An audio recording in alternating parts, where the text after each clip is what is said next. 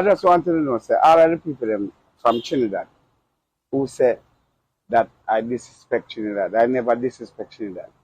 It's just, it's like you ask just that for me poor. Alright? I try to eat the doubles. And then me eat the doubles that I did. That seriously I did.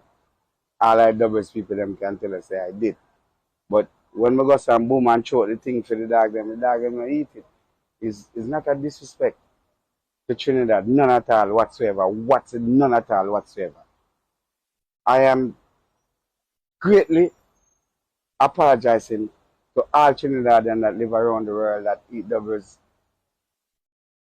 When we say it, it was a joke, but when only say it in a sound jokeful. So I just want to know, say, I nah disrespect no Trinidadian, none at all, never. I will never ever do that. That Trinidad is my country, when I go, even when I have nothing to do, I just buy a ticket and go to Trinidad. Yeah, all carnival me there at Trinidad.